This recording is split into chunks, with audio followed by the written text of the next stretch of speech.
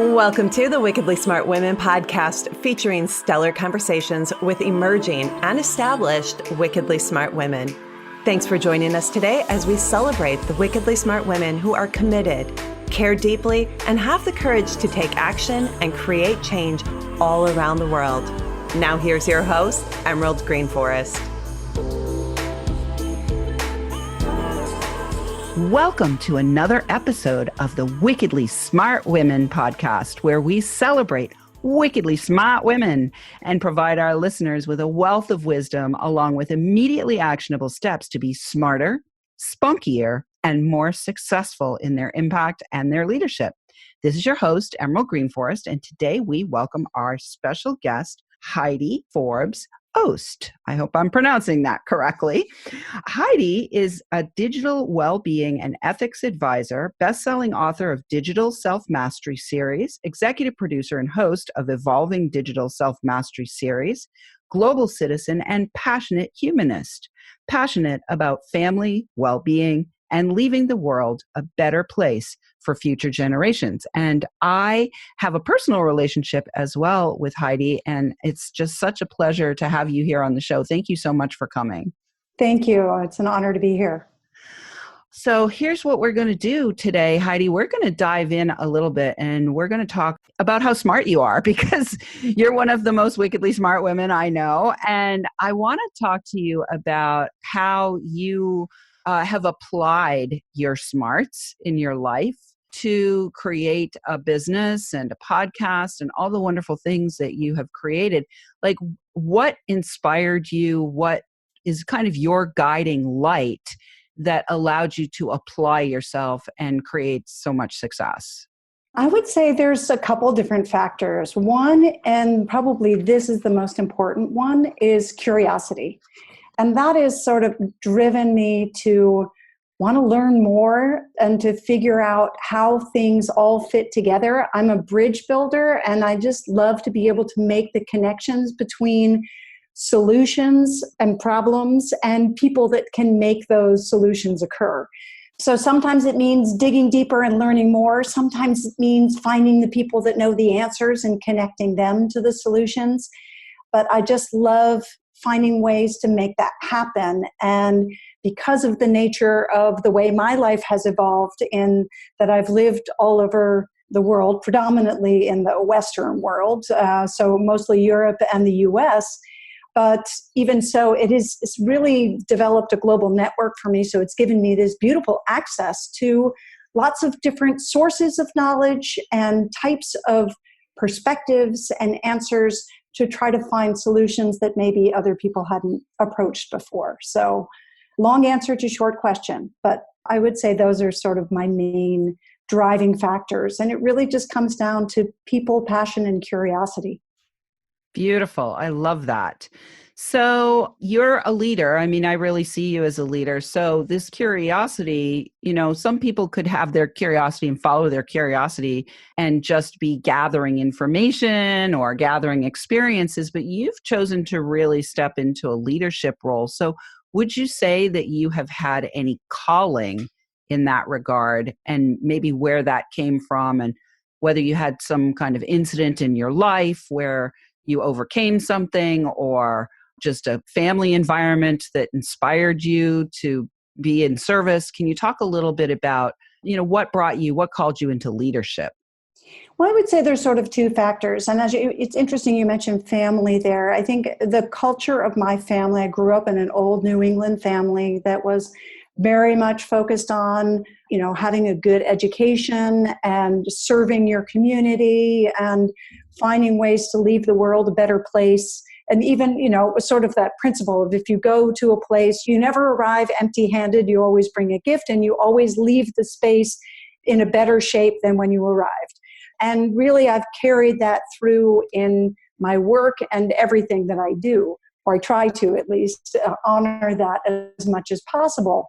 But the other piece is that I've just been really fortunate to have my curiosity being supported in ways that I was able to really pursue some things that were very cutting edge at an early age, just because of the network that I had access to. So I was working with some very early stage education technology think tanks back in the 90s, where we were playing with some of the technologies that weren't even out on the market yet. And as a result, that led me into a position where I was way ahead in the technology space and was sort of recruited into different think tank groups and to different environments where I was brought in as a thought leader and was able to sort of be the one that drove the conversation in the room, or at least gathered the people to have that conversation. So it led me to a space where I was, being part of conversations in the European Commission, for example, where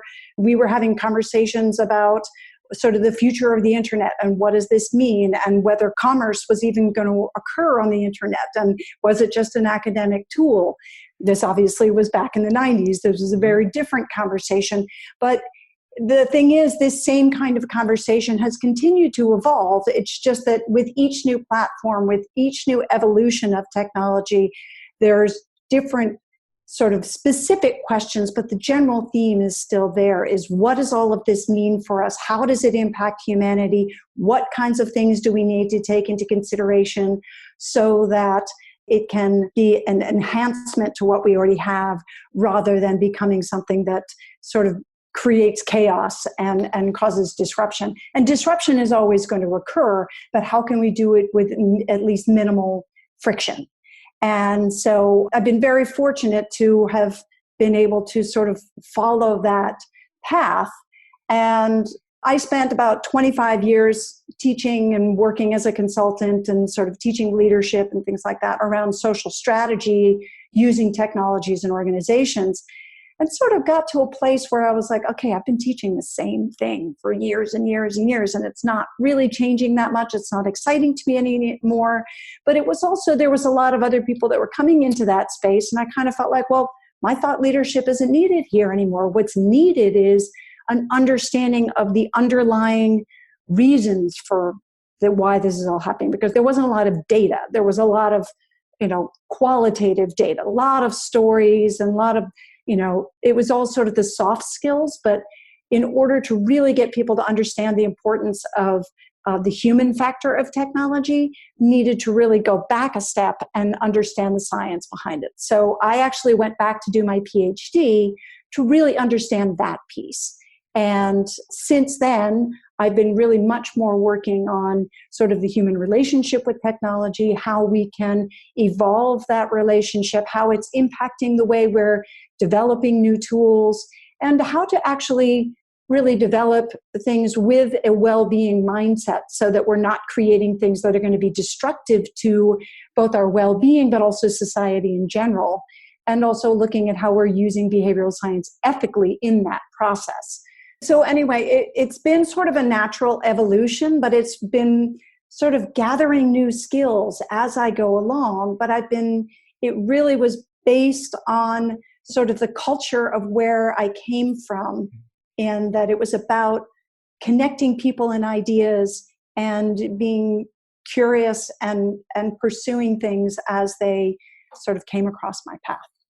So one piece out of that I really would love to dive in a little bit deeper on is really around personal power in a time and in a industry in particular where wickedly smart women were probably in the minority. And so I'd love to have you speak about your own experiences, maybe with your own personal power, showing up powerfully in a space with other people who may or may not respect you for your smarts. Also, if you had any struggles, do you have any strategies that you applied to allow yourself to really flourish in a more male-dominated industry, for sure? Absolutely. I would say sort of there's two different environments where they were very much dominated. Just certainly in the tech sector, I was often one of the only women at the table in a lot of conversations, but also in the leadership space.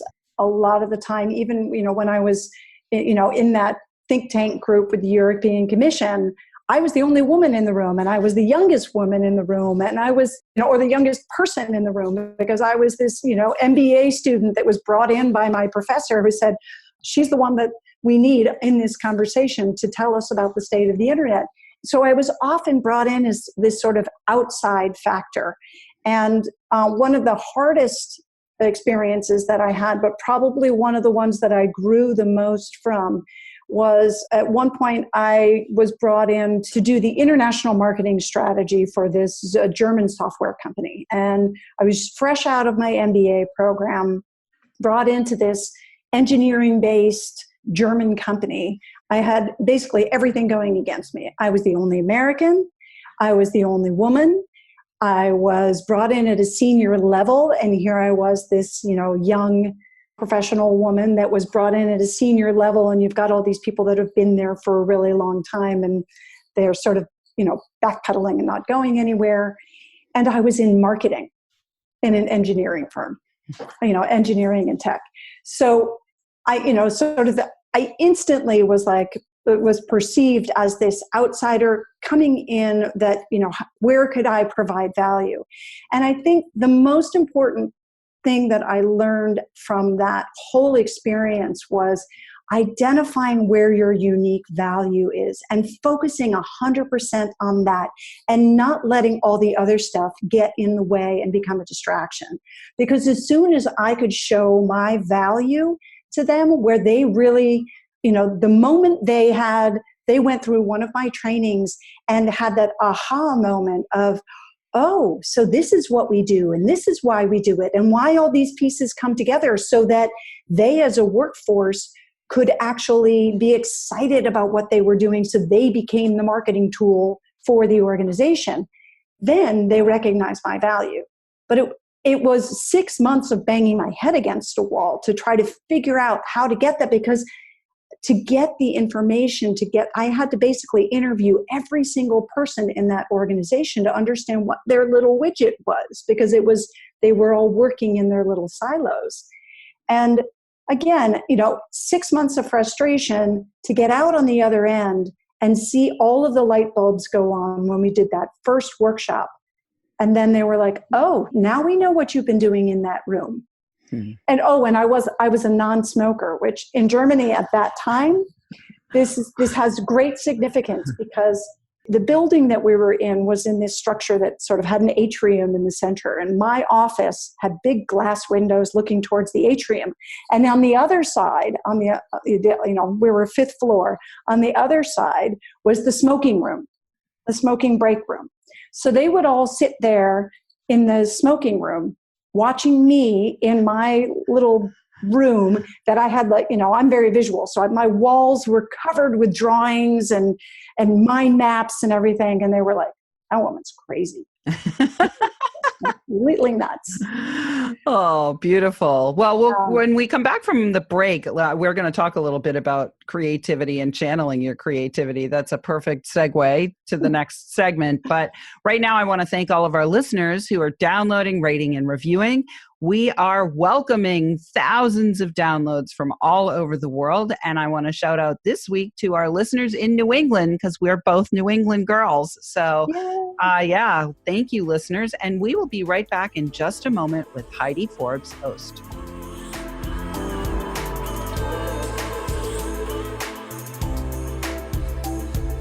The Wickedly Smart Women podcast is brought to you by the Creative Age Consulting Group. Women, are you ready for a big revenue breakthrough so you can stop working like a man and being paid like a woman? Are you ready to take the leap and go deep to claim your value and convert your wisdom to wealth? Is now the time to fulfill your mission and change the world? Creative Age Consulting Group is hired by women just like you who want to break through to their brilliance and be heard by millions while building a sustainable business model that makes bank. Please visit apply.wealthylifemethod.com to apply for an invitation-only consultation. If you have been inspired to receive support in welcoming wealth by making your most heartfelt contribution to the world, be sure to apply for a consultation today. Once again, that is apply.wealthylifemethod.com, or click in the link in the show notes to access the application.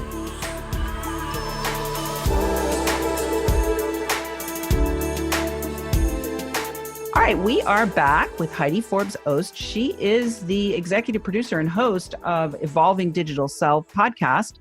And you can find out more about her by tuning into that show. And Heidi, where else can they go to find out a little bit more about you if they want to either hire you to come in and run some workshops for them, or if they would like to host you to speak? Where else can people find out a little bit more about you? Sure. I'm pretty much everywhere on social, on the internet as Forbes Öste. It's FORBESOSTE.com or at Forbes Öste. Pretty much, if you search for Forbes Öste, I'm the only one there is. So you can't miss me. I also, my company is 2BalanceU, and that's the number 2 balance the letter U.com. So there's a little bit of separation there because I do some collaboration with other people through 2BalanceU, and I have a few other segments that I do, but you can find me either way, and would love to hear what people are up to and how we can support them better with making sure that we look a lot more at digital well-being as a factor in the future. Great. And there's a note to self to make sure that you have the pronunciation of your guest's last name correct. Oh, but it's actually Öste, but we don't have the 2 dots over it. Okay. Öste. Okay. Yeah. Awesome. All right. Well, let's talk about channeling creativity. You know, most of the wickedly smart women, and I'm using our New England accent there, wickedly smart. Wicked. Wicked smart. Most of those wicked smart women that I know are also wickedly creative. So can you talk about your own creative process and how you channel your creativity in productive and cash flowing ways? Well, it's interesting. So, I come from a family of, as I mentioned, there's a lot of academics, but there's also a lot of artists. And I actually, in my early stages, thought that I was going to be a singer-songwriter and did my stint in Nashville and did that whole thing. And always wondered how I was going to integrate that into my work. And what I've found is that there's different ways that it comes out. And it's something about turning 50 where I'm like, I just don't, give a blank anymore. And I'm like, okay, I'm just going to use this. And so it's, using things like when I'm speaking, using poetry to help people relate to things. It's while I was doing my PhD, I used a lot of graphic facilitation and strategic visualization as a teaching tool, which is actually extremely powerful because people process images much better than they do words. And whether it's audio or whether it's just text, you have to hit, if you're trying to really teach complex concepts, you need to hit them from all different learning angles. So really understanding how you can use the different creative arts and the visual arts for teaching and for learning is really a very powerful tool. And also just being sensitive to the fact that other people's sensitivities. And in some ways, it's everything from what kinds of colors are you using and how are you expressing things that might be counter to your messaging. And sometimes if we don't take care of that, it can actually be very counterproductive for our business and for our ability to really grow. And it's something that can be really simple, whether it's an image we use or a color scheme that we use. It may just send the wrong messaging. So it's just being mindful of that and being aware of how we can use those creative tools to get to a much deeper and more trusting relationship with the clients that we're working with and our potential clients and market. Beautiful. So the one piece in there that I really want to just highlight and also go a little bit deeper on that I'd love to have you share with our women listeners around the world is you said, I turned 50 and I finally just said, I'm just going to use this.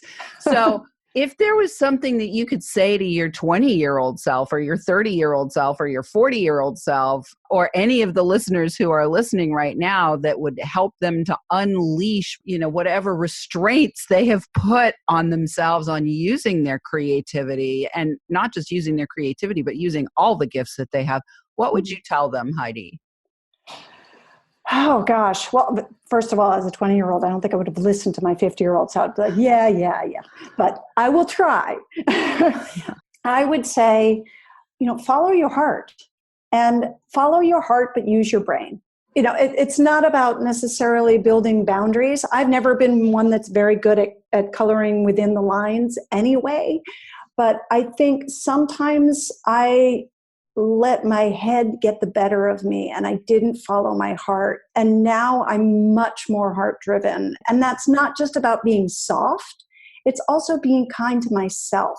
It's not about just being sort of the mushy soft skills things. It's recognizing the hard value of the soft skills and recognizing the importance of self-care and personal development in that process and allowing yourself to make mistakes.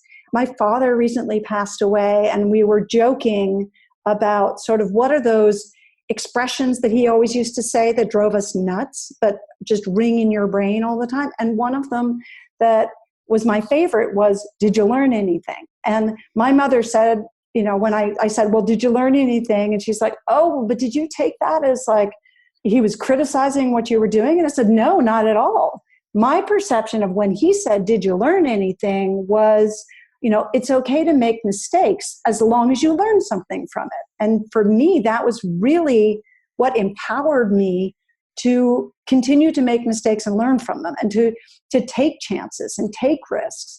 Now, risks within reason, obviously. You don't want to be doing stupid things. You still got to use your head. But I think, and that's where that piece of like being kind to yourself is also really important. If it's at the detriment of others or to yourself, it's probably not a good idea. But if you can do it while minimizing the risk, go for it. Beautiful. What that speaks to is valuing your vision. Like the head and the heart together, I feel, both have to be in alignment in service to a bigger vision for your life.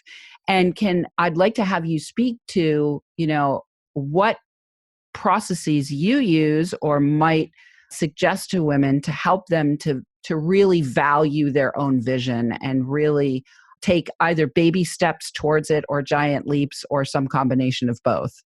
Mm-hmm. I would say there's a couple different things. And I think one thing that is extremely important that I'm finding I haven't done enough of, and I want to do more. Going forward, I want to do more of, and that is utilizing my peeps. And by that, I mean really recognizing those people that love me for who I am, will call me on my bull, but will also support me when I fall. And just recognizing their value to me, whether they're in my industry or not, just knowing that, there's people that are so important to me that I've spent too much time being busy to really utilize that resource as much as I should. And to be that resource as much as I should. And so that's something that I'm really trying to do more of as I go forward into the second half of this century for me. And so I would say that's a really big one for me.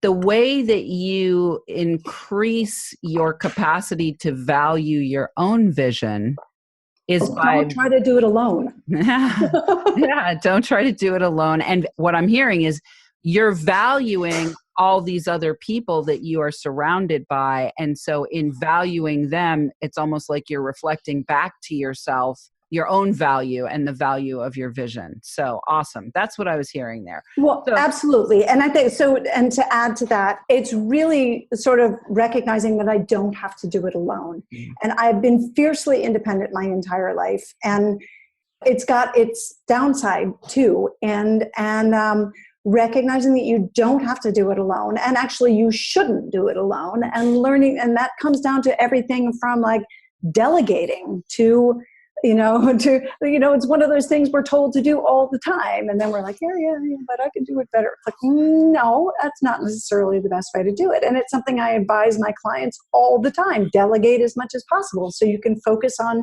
your high value actions so that you can focus on your vision. But just because we know that we're supposed to do it doesn't necessarily mean that we apply it to our own actions. And so that's a piece I think that is really important to really be able to accomplish what you're passionate about and your vision. It's to focus on the high value actions that only you can provide and then to use your support network, whether it's your professional support network or your personal support network or both, to make that happen so that you don't fall apart in the process. Yeah, beautiful. And I think that's a perfect point to end on. I think especially, I'm drawing a conclusion here, but especially wickedly smart women, the first thing that comes to mind is, oh, I can figure this out. And what we fail to recognize is every extra thing that we put on our plate actually diminishes our impact and our capacity to bring our vision into fruition in the most efficient way. So awesome, Heidi. What a beautiful interview. Thank you so much for being here with us. And definitely, folks, check out Heidi's body of work. And we will put in the show notes where you can connect with her. Listeners, we love feedback. Please let us know what you thought of today's show or send in questions or guest suggestions to listeners@wickedlysmartwomen.com. We might even give you a shout out on the show.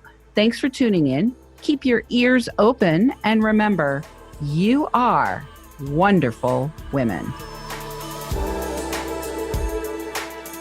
Thanks for tuning in, downloading, and listening. Be sure to review and rate Wickedly Smart Women on Apple Podcasts and share with other women who can benefit from today's episode. Wickedly Smart Women is the premier podcast series for informing, activating, and inspiring the leader who carries profound wisdom and knows that now is the time to welcome wealth. We welcome your feedback and guest suggestions and invite you to subscribe to our mailing list to be notified of each episode at wickedlysmartwomen.com.